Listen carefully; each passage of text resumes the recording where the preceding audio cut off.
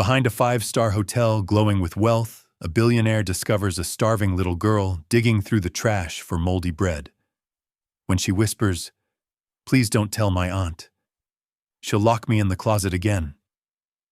He realizes rescuing her will uncover a secret worth millions and change both their lives forever. Behind the dazzling glass walls of Seattle's most luxurious hotel, the Oraline Grand music drifted through crystal chandeliers and champagne laughter floated into the winter night.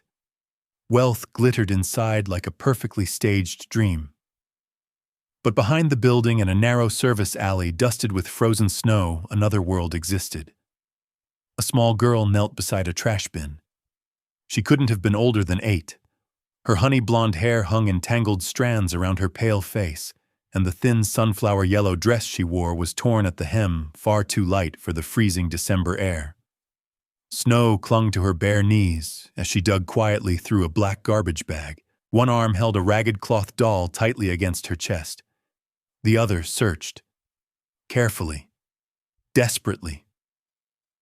Her fingers trembled as she pulled out a small dinner roll stiff and spotted with mold. For a moment she stared at it. Then she brushed the snow off with the sleeve of her dress and slowly lifted it toward her mouth. "Don't eat that." The voice came sharp and sudden from the darkness. The girl froze. The bread slipped from her fingers and landed softly in the snow. She turned quickly, eyes wide with terror, already shaking before she even saw who had spoken. I'm sorry," she whispered, shrinking back against the dumpster. "Please, I wasn't stealing." Standing a few feet away was Ryland Mercer, 38 years old, billionaire hotel owner, perfect navy suit, silver cufflinks catching the dim alley light, a man the city admired, a man the world envied, and at that moment, a man staring at a starving child behind his own hotel. The winter wind cut through the alley like a blade. For the first time that night, the glittering ballroom inside the Oraline Grand suddenly felt very far away. Ryland slowly stepped closer, careful not to startle her. The girl pressed herself tighter against the cold brick wall, clutching the ragged doll as if someone might rip it from her arms. "I'm not mad," he said gently, but the kindness only made her flinch harder. Her lips trembled as she looked at the ground. "Please don't tell my aunt," she whispered. The words came out in a frightened rush. "She'll lock me in the closet again if she knows I came out here." Ryland felt something inside his chest tighten.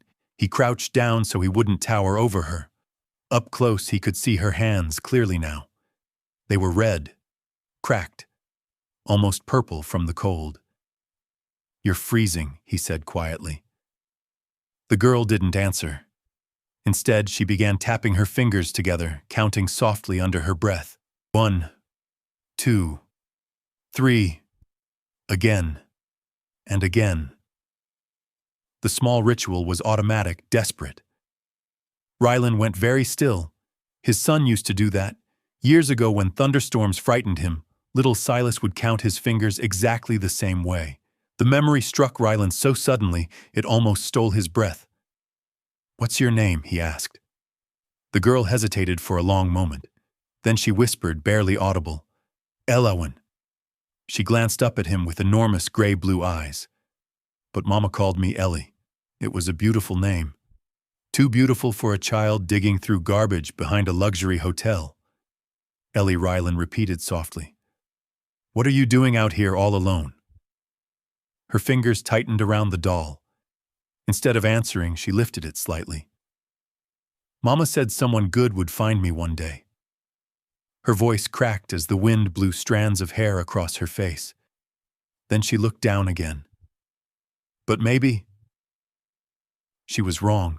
Before Ryland could respond, the heavy service door behind him burst open. Warm air and bright hallway lights spilled into the alley. Mr. Mercer, a hotel manager, called breathlessly. "They're about to start the charity toast. The governor is asking for you on stage." For a moment, Ryland didn't move. He stood between two worlds. Behind him, the Oraline Grand Ballroom shimmered with gold chandeliers, violin music, and hundreds of wealthy guests applauding philanthropy. In front of him, a frightened child in a torn yellow dress shivered beside a dumpster. Ellie watched his face carefully, not with hope, with caution. The quiet, practiced caution of someone who had learned promises rarely lasted. Rylan cleared his throat. "I have to go inside for a minute," he said gently. Her fingers tightened around the doll. "You're coming back?" she asked. The question was small, but the fear behind it was enormous. Rylan met her eyes.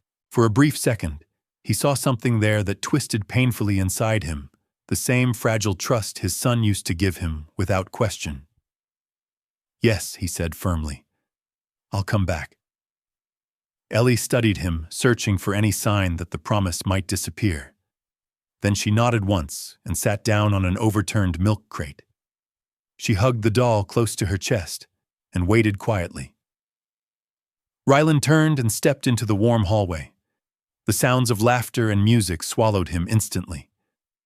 But as he walked toward the ballroom, something inside him felt different. The applause suddenly sounded hollow.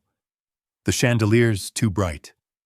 The entire celebration strangely unreal, because somewhere behind the Oraline Grand Hotel in the freezing dark, a little girl was sitting alone, waiting to see if this promise would break like all the others.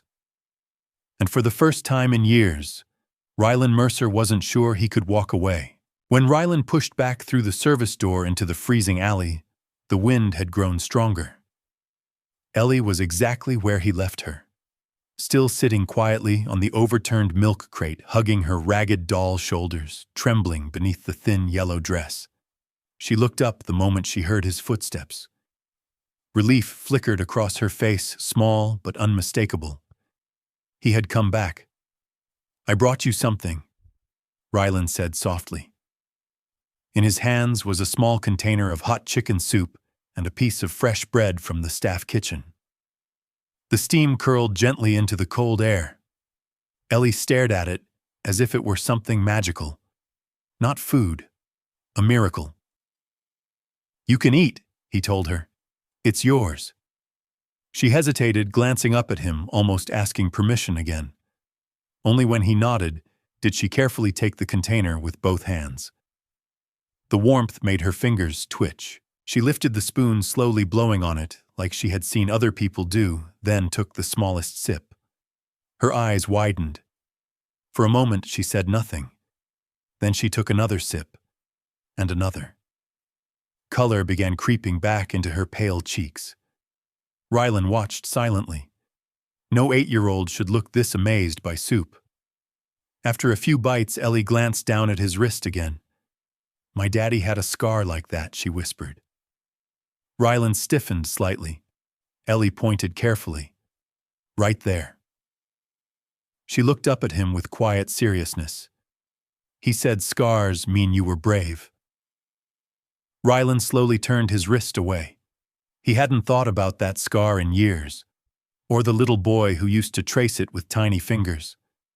For a moment, the cold alley felt even quieter. Ellie had just finished the soup when the sound of heavy footsteps echoed at the far end of the alley. Her body stiffened instantly. The spoon slipped from her hand. "That's her," Ellie whispered. Fear drained the color from her face. "My aunt." Rylan turned. Under the dim streetlight near the alley entrance, a woman's shadow staggered into view. Her boots scraped across the frozen pavement. A cigarette burned between her fingers, its orange glow flickering in the darkness. She looked angry and drunk. Ellie, the woman, shouted, her voice harsh enough to slice through the winter wind. "Where are you hiding, you useless little brat?" Ellie scrambled to her feet and pressed herself behind Rylan, clutching the doll against her chest. Her entire body trembled. "Please," she whispered. "Don't let her see me." Rylan stepped forward slightly, placing himself between the girl and the alley entrance. The woman moved closer, muttering curses under her breath. For a moment it seemed she might walk straight toward them. Rylan felt something unfamiliar rising inside him. Not anger, something colder. Resolve. The woman kicked a soda can across the pavement and scanned the alley with unfocused eyes. Then she spat onto the ground. Stupid girl, she muttered. Wait until I find you. After another long minute, she turned and staggered back toward the street. Her footsteps slowly faded. Ellie's legs gave out the second the sound disappeared. She collapsed against the wall beside the dumpster. Rylan knelt quickly beside her. She's gone, he said quietly. You're safe? Ellie nodded weakly, but the fear in her eyes said something else entirely. Safe was not a word she trusted yet. Come with me, Rylan said gently. Ellie hesitated. Her eyes moved between him and the alley entrance where her aunt had disappeared. Finally, she nodded. The moment they stepped through the service door into the hotel corridor, Ellie gasped. Warm air rushed over her like sunlight. She stopped walking, completely still. It's warm, she whispered. Rylan looked down at her. Yes, but Ellie didn't move. She simply stood there, letting the heat touch her face, as if trying to memorize the feeling. Rylan guided her slowly down the hallway to the small hotel infirmary. Inside, a woman with silver hair and kind eyes looked up from a medical cabinet. Mr. Mercer? She asked. Then she noticed Ellie. Her expression changed instantly. Oh, sweetheart. The woman introduced herself as Rosa Alvarez, the hotel nurse. She knelt carefully beside the girl. You're freezing, Rosa said softly. Can I take a look at you? Ellie glanced up at Rylan again. Only when he nodded did she step forward. Rosa gently lifted the sleeve of Ellie's dress. Dark bruises circled the child's arm. Another mark wrapped around her wrist. Rosa inhaled sharply. These aren't accidents. Ellie lowered her eyes. My aunt gets mad sometimes, she whispered. Rylan felt his jaw tighten. While Rosa wrapped a blanket around the girl's shoulders, Ellie wandered toward the sink. She turned the faucet. Warm water flowed out. Ellie touched it, then jerked her hand back in surprise. It doesn't hurt, she said, confused. Rylan looked at her. No, he said quietly. It shouldn't. Ellie touched the water again, letting it run across her fingers. Tears filled her eyes. And then she said something so small and so devastating that the entire room fell silent. I've never had warm before. Ellie sat quietly on the edge of the infirmary recliner, wrapped in the thick blanket Rosa had given her. Her small hands clutched the ragged doll tightly against her chest.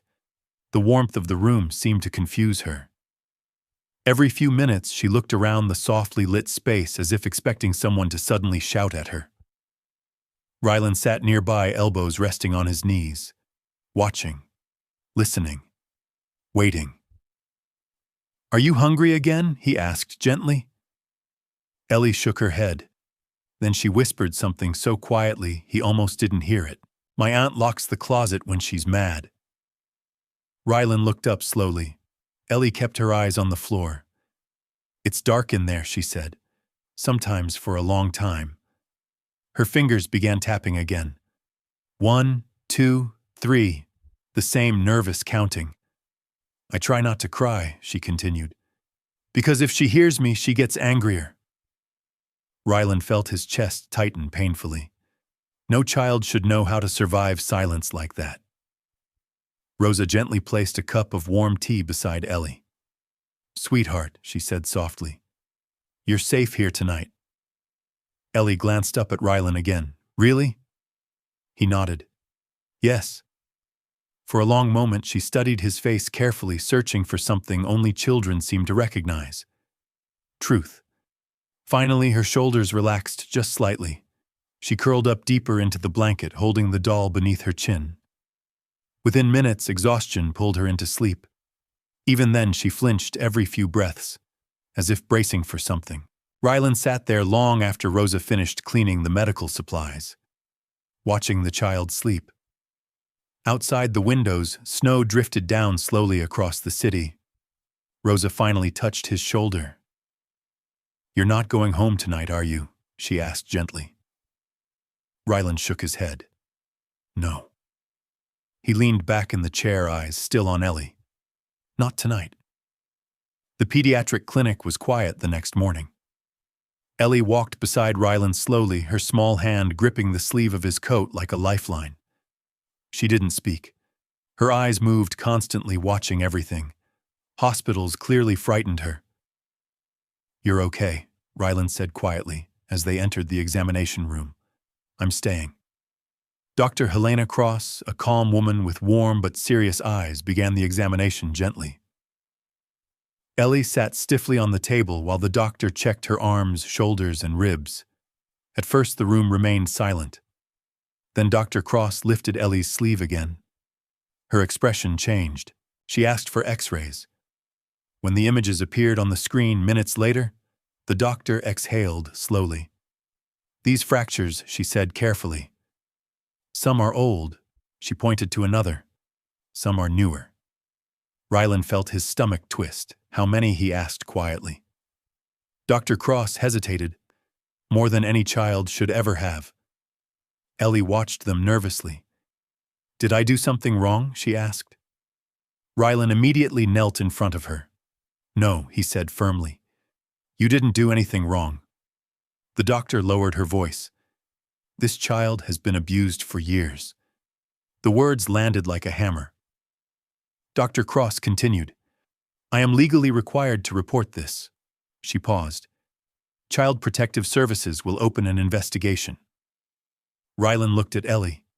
She was staring at the floor again. Quiet, small, trying to disappear. He turned back to the doctor. "Good," he said. "Then start it today." Back at the Oraline Grand, Rylan led Ellie to a private guest suite high above the city. The door opened slowly. Ellie stepped inside and froze. The room was enormous compared to anything she had known. Soft golden lamps lit thick carpets and warm cream-colored walls. A large bed sat near the window, piled high with pillows and a thick white comforter. Ellie didn't move for several seconds. Her eyes drifted slowly around the room. "All this," she whispered, "is for me for tonight," Rylan said gently. "And as long as you need." Rosa followed behind them, carrying fresh towels and a small bag of clean clothes. "Come here, sweetheart," she said warmly. "Let's get you cleaned up."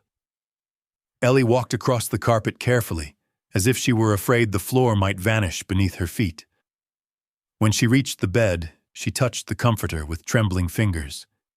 "It feels like clouds," she whispered. Rylan watched quietly. The child climbed onto the mattress slowly. She sank into the blankets, her body relaxing for the first time since he had met her. The doll rested beside her on the pillow. Rosa tucked the blanket around her shoulders. Ellie looked up at Rylan again. "Are you leaving?" she asked. The question carried more fear than the words themselves. Rylan shook his head. "No." Her eyes filled slightly with tears. Right before sleep pulled her under, she whispered one more question. "Do you think my mama knows I'm safe tonight?" Rylan stood beside the bed for a long moment. Then he answered softly, "Yes. I think she knows." Outside the tall window, snow drifted slowly across Seattle. For the first time in years, the penthouse above the Oraline Grand felt less like a palace and more like the beginning of a home. The quiet peace inside the Oraline Grand did not last long. Late that evening, a commotion erupted in the hotel lobby. Voices, angry shouting, the sharp echo of someone pounding on the front desk. A security guard's radio crackled urgently. "Mr. Mercer, we need you downstairs." Rylan stood from his desk immediately. What happened? The guard hesitated before answering. "A woman is here, demanding the child." Rylan already knew the answer before the name was spoken. Nadine Vale. When he stepped into the lobby, the scene looked like a storm had blown through the polished marble room. Nadine stood near the entrance doors, hair-messy eyes wild with anger. Her coat hung crookedly from one shoulder, and the smell of alcohol drifted across the space. Guests had gathered nearby, whispering nervously. The moment Nadine saw Rylan, she pointed at him. There he is, she shouted. That's the man who kidnapped my niece. The accusation echoed across the lobby. Security stepped closer, but Nadine continued yelling. You think you can steal my family and get away with it? She barked. That girl belongs with me. Ryland's voice remained calm. No one stole anyone. Nadine laughed bitterly. Oh, please. You rich men think you can take whatever you want. She leaned forward across the desk. You don't know anything about that girl. Then she said something that made the entire room go silent. Her mother left money behind. Her voice sharpened. And that money belongs to me. Ryland's eyes narrowed. Money. So that was it. The girl wasn't unwanted. She was valuable. Nadine continued ranting, unaware she had already revealed too much. She's my responsibility, she snapped. And everything tied to her is mine too. Security finally escorted her toward the exit, but she screamed over her shoulder as they dragged her outside. This isn't over. You hear me, Mercer? That girl is coming home with me. The lobby doors slammed shut. Silence returned, but Ryland stood there for a long moment, staring at the empty entrance. A cold understanding settled over him. Nadine Vale hadn't raised Ellie out of kindness. She had kept the child for something else. Something worth fighting for. Upstairs, Ellie slept quietly in the suite curled beneath the blankets, with her doll tucked under her chin. Rosa sat nearby in a chair, sewing the doll's torn arm carefully with a small needle. The fabric was worn and fragile, clearly loved far beyond its years. As Rosa worked, something inside the doll's chest caught the needle. She paused. The resistance felt strange. Carefully, she opened the seam a little wider. Her fingers touched something stiff hidden inside the stuffing. Ryland, she called softly. He stepped closer. Rosa slowly pulled out a small, plastic-wrapped bundle no bigger than 2 fingers. Inside it was a folded piece of paper. Old, carefully protected. They unfolded it together. The handwriting was shaky but unmistakably personal. A letter from Ellie's mother. Ryland read it slowly. Every word made the room heavier.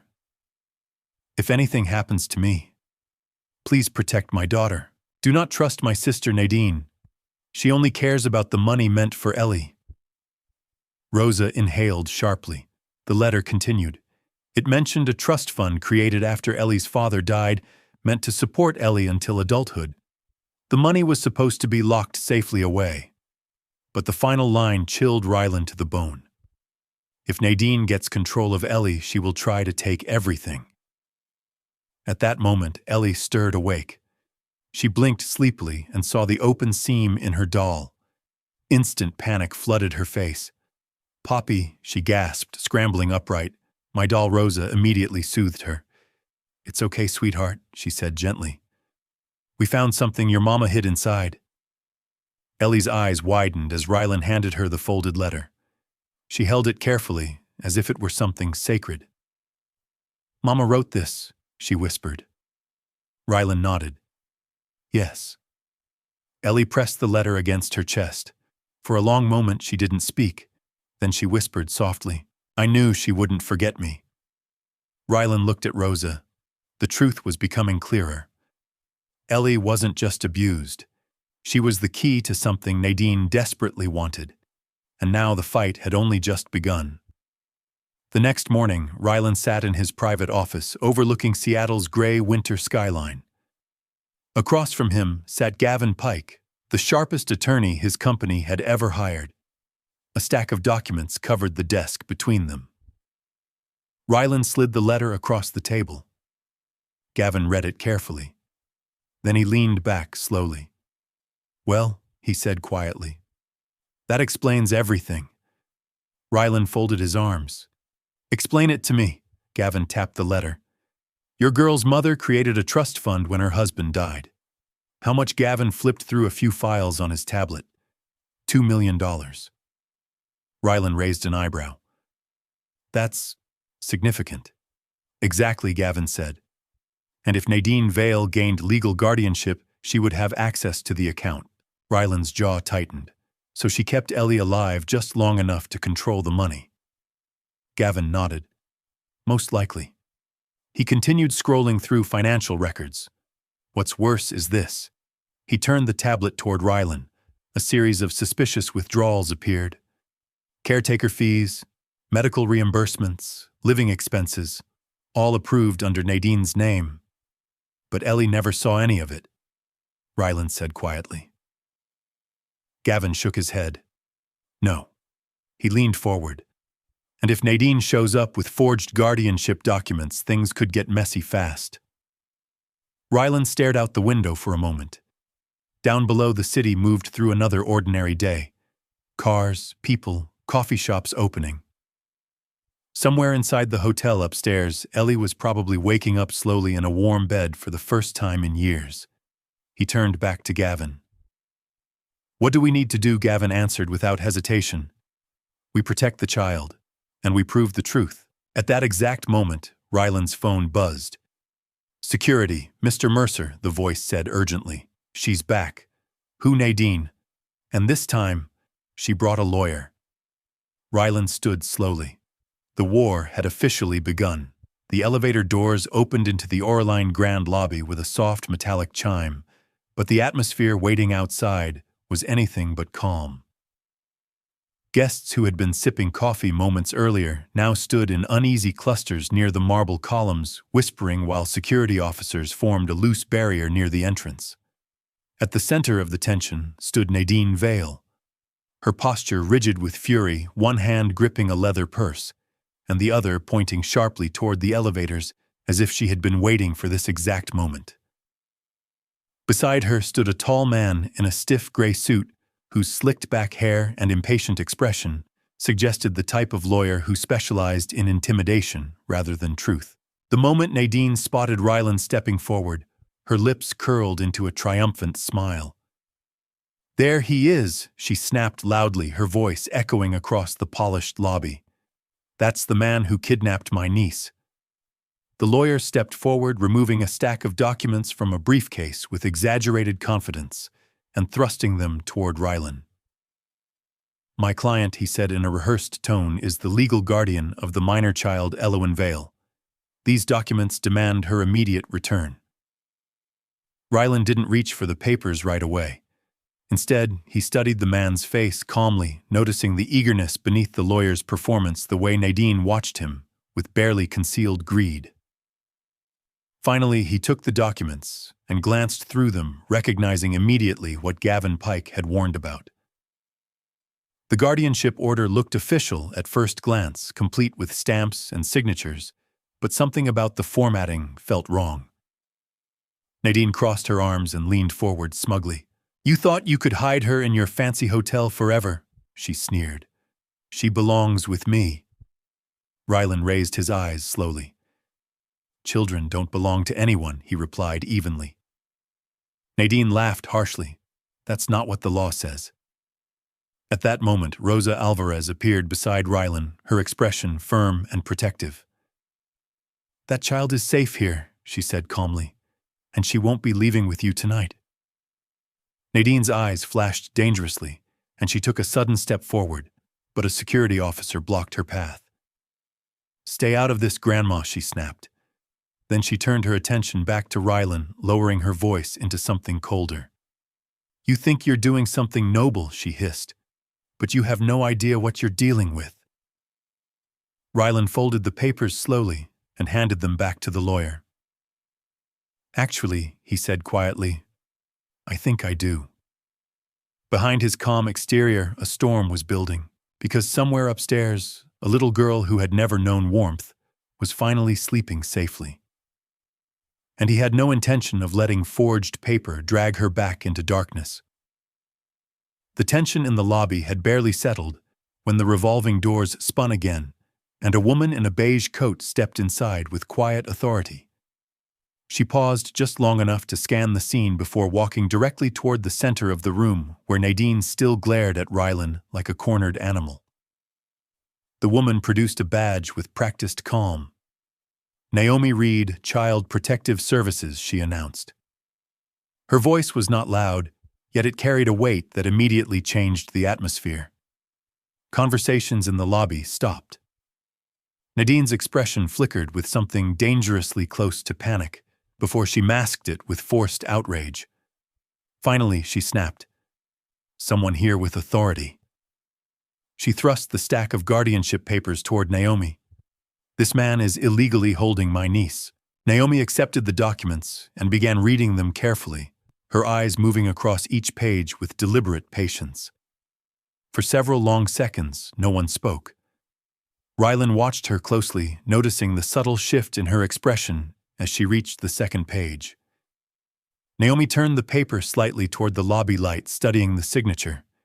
Then she flipped back to the first page and examined the docket number. Nadine crossed her arms impatiently. "Well," she demanded. Naomi lifted her gaze calmly. "These documents appear incorrect." The lawyer stiffened immediately. "Excuse me," Naomi pointed to the printed docket number. "This case number refers to a probate filing from 5 years ago." She turned to the signature at the bottom of the page. "And this judge retired last spring." The lobby fell into stunned silence. Nadine's face lost color for a split second before anger surged back into her voice. "That must be a clerical mistake." Naomi handed the papers to the nearest police officer without taking her eyes off Nadine. "Forgery is not a clerical mistake," she said evenly. The officer nodded and stepped closer to the lawyer. Nadine's composure cracked as she pointed furiously at Rylan again. "This is ridiculous. That girl is my responsibility." Naomi's gaze moved toward Rylan with calm evaluation. "Mr. Mercer, is the child safe here?" Rylan answered without hesitation. "Yes." Naomi nodded once, as if confirming something she had already suspected.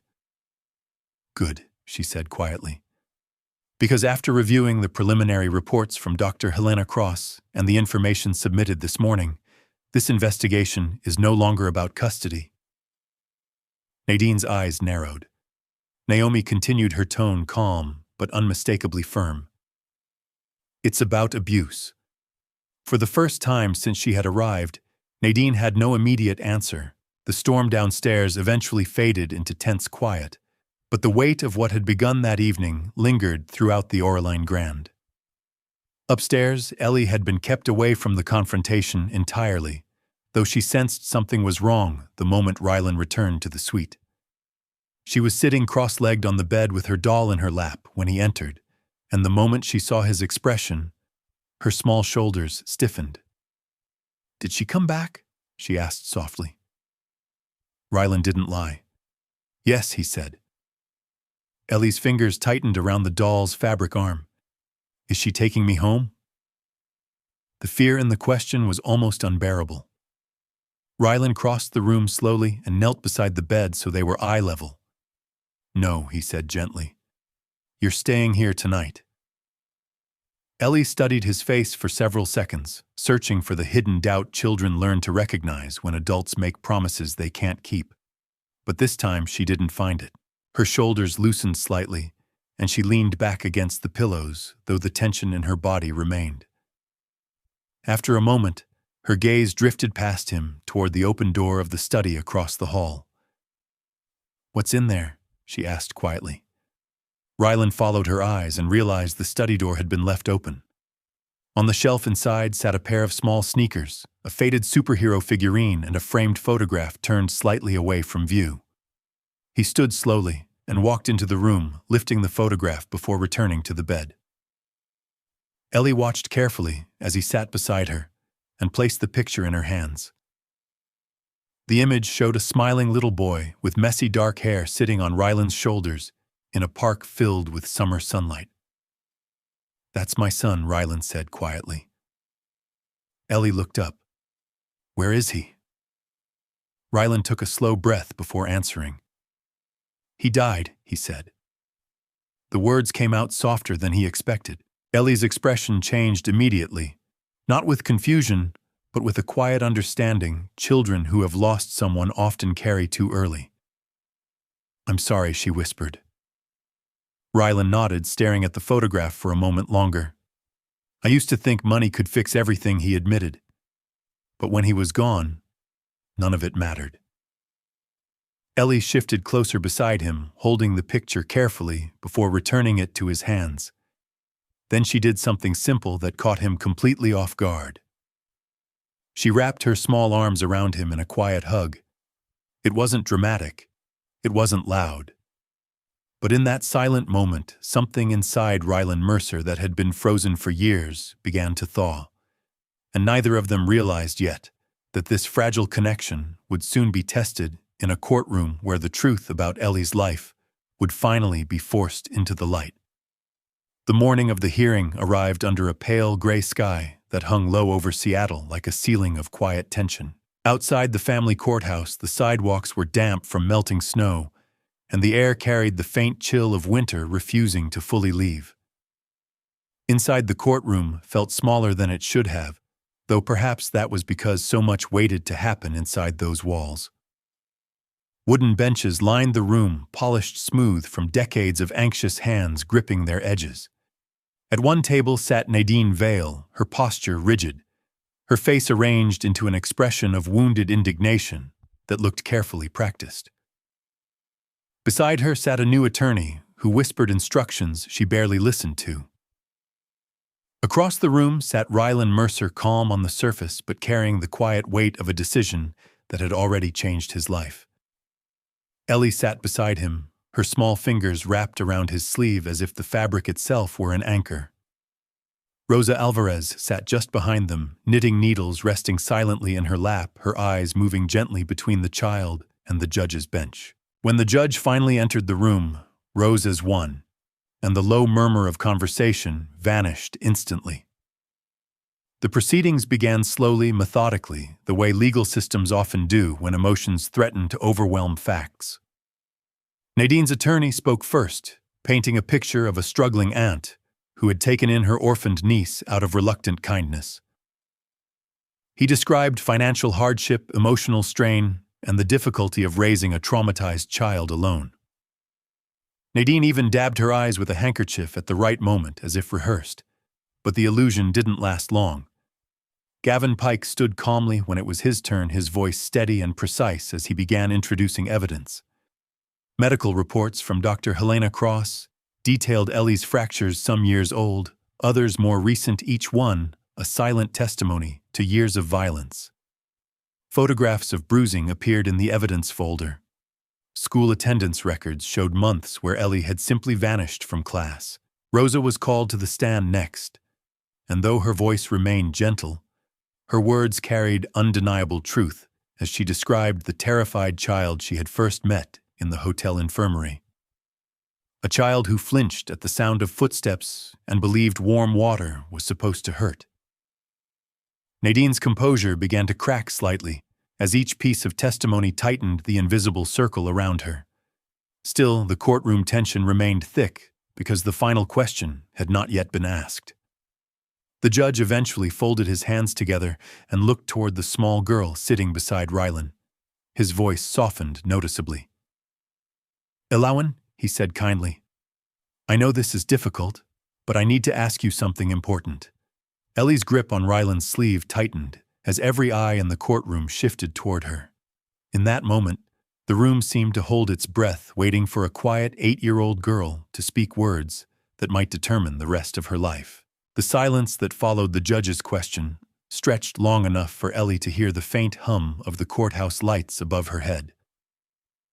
She glanced up at Rylan first, searching his face the way she always did when fear threatened to overwhelm her. He didn't speak, but he gave her a small nod that carried the quiet promise he had repeated to her again and again over the past few days.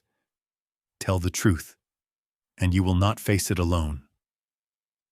Ellie swallowed nervously before answering the judge's earlier question in a voice so soft the courtroom leaned forward to hear it. But before she could say more, Gavin Pike gently rose again from his chair and addressed the court. "Your Honor, before the child answers, the defense would like to submit one final piece of evidence." The judge nodded. Gavin reached into a folder and carefully removed a plastic sleeve containing the folded letter that had been hidden inside Ellie's doll. Even Nadine leaned forward slightly as the document was handed to the bailiff and carried to the bench. The judge adjusted his glasses and began reading silently, but the change in his expression became visible before he finished. Gavin then requested permission to read the letter aloud.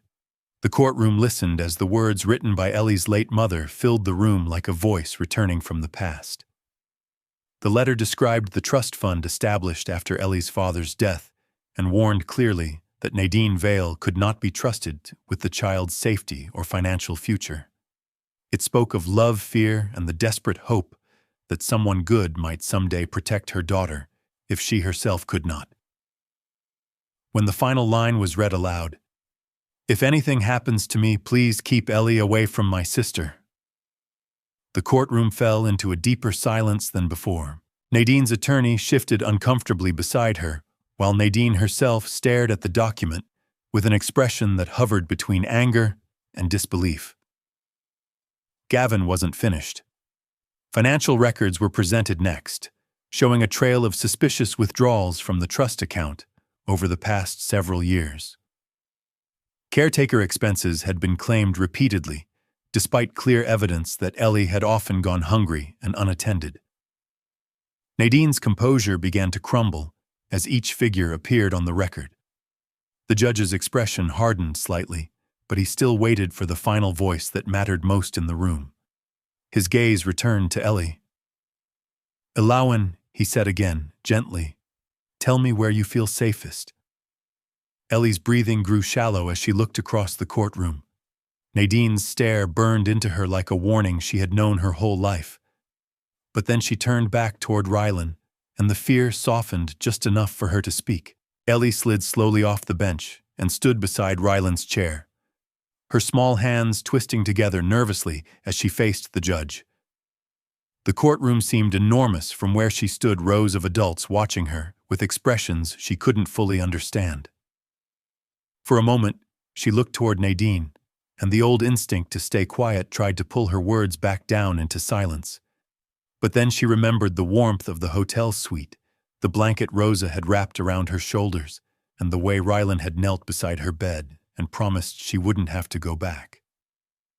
When she finally spoke, her voice trembled but did not disappear. "I don't want to go home with my aunt," she said. The simplicity of the sentence landed heavily in the room. The judge leaned forward slightly. "Can you tell us why?" Ellie's fingers tightened around the edge of her dress as she struggled to explain something that had been her normal for so long. "When she gets mad," Ellie said quietly, "she hits me." The words were not dramatic, but they carried the weight of truth that cannot easily be dismissed. She described the closet next, the darkness, the hours spent trying not to cry, because crying only made things worse. Several people in the courtroom lowered their eyes as she spoke. Then Ellie said something else that made the entire room still. She turned slightly toward Rylan and pointed. "He's the first person who didn't hurt me." The sentence echoed with heartbreaking clarity. For a moment, Nadine seemed too stunned to respond. But anger quickly rushed back into her face like a storm breaking loose. She surged to her feet, shouting before her lawyer could stop her. "That brat is lying," she screamed. "I kept her alive for years. The only reason I didn't dump her somewhere was because of the money." The words exploded across the courtroom before she realized what she had said. The silence that followed was absolute. Nadine's attorney slowly closed his eyes in defeat. The judge looked down at his notes, then at the financial documents, and finally at Ellie, whose small frame had begun trembling again now that the moment was over. Police officers stepped quietly toward Nadine as the judge signaled for order. Nadine continued shouting as they restrained her, but her voice no longer carried authority, only desperation. Ellie didn't watch. She pressed her face into Rylan's coat, as if hiding from a nightmare finally losing its power. Rylan placed a steady hand on her back, while the courtroom chaos unfolded around them, knowing that the truth had finally spoken loud enough for the world to hear it.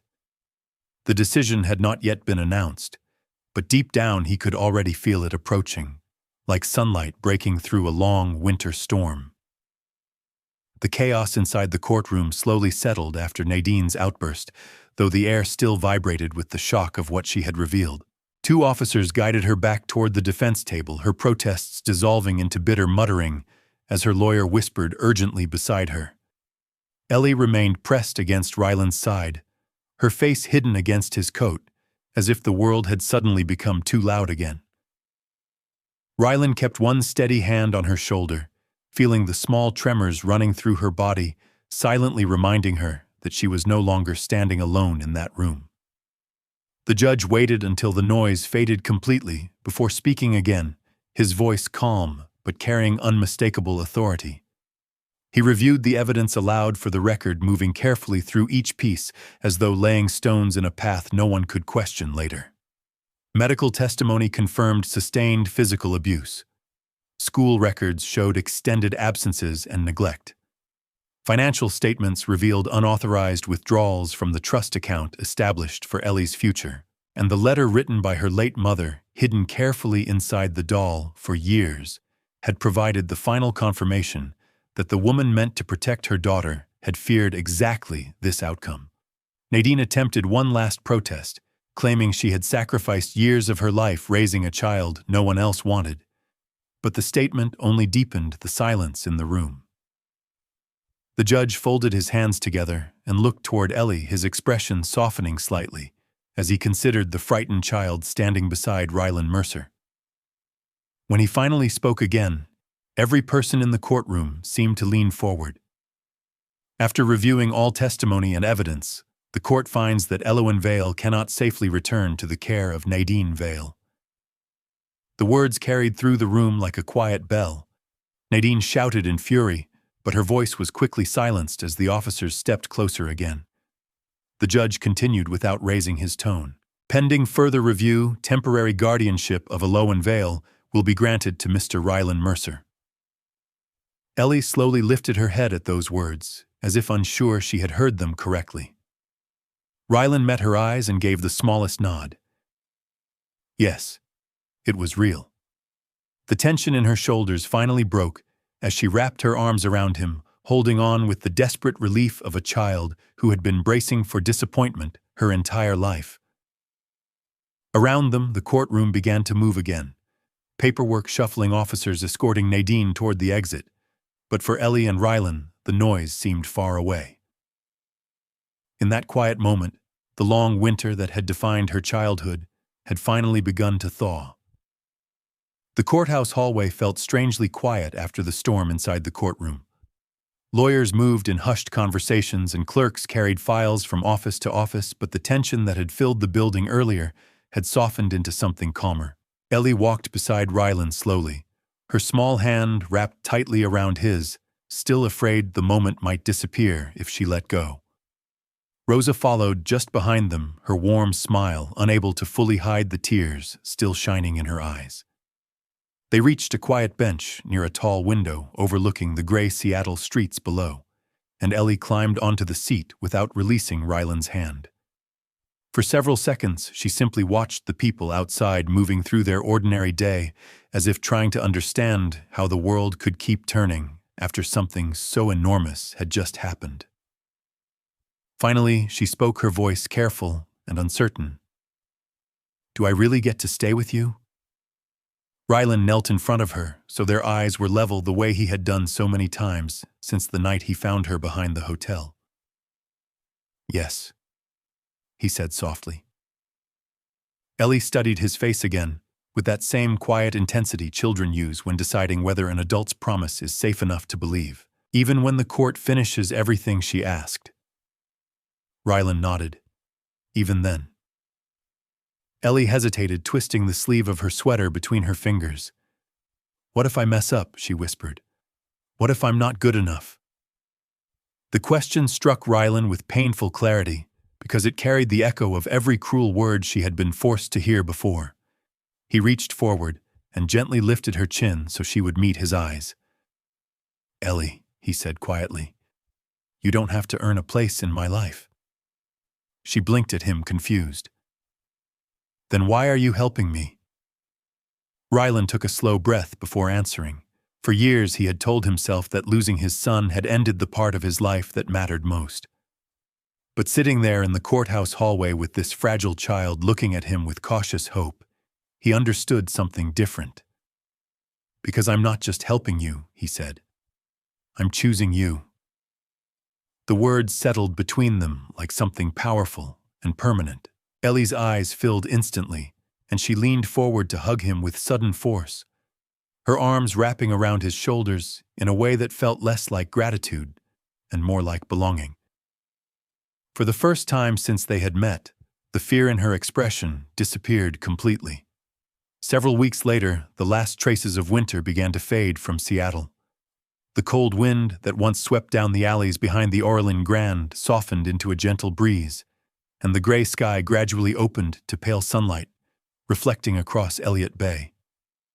Life inside Ryland Mercer's penthouse had changed in quiet ways that felt almost miraculous. The once silent rooms now carried the sound of small footsteps moving across the carpets, the faint hum of cartoons in the morning, and Rosa's cheerful voice drifting through the kitchen as she prepared breakfast whenever she visited. Ellie had slowly begun discovering what safety felt like. She slept through entire nights without waking, in panic learned to trust that warm water would always come from the faucet, and laughed more easily than anyone expected. One afternoon, Ryland led her down to the private garden terrace behind the hotel, where the snow had finally melted away, revealing dark soil ready for new growth. Ellie knelt beside him as he placed a small pot of yellow flowers into her hands, their petals bright against the sunlight. "What are these?" she asked curiously. "A promise," Ryland answered. He helped her press the plant into the soil, covering the roots gently with her small hands. Rosa watched from the nearby walkway with quiet pride, understanding the meaning behind the moment. The yellow flowers matched the color of the dress Ellie had worn the night he found her behind the hotel, a reminder of how far they had come since that freezing evening. When the planting was finished, Ellie brushed dirt from her hands and looked up at him with a shy smile.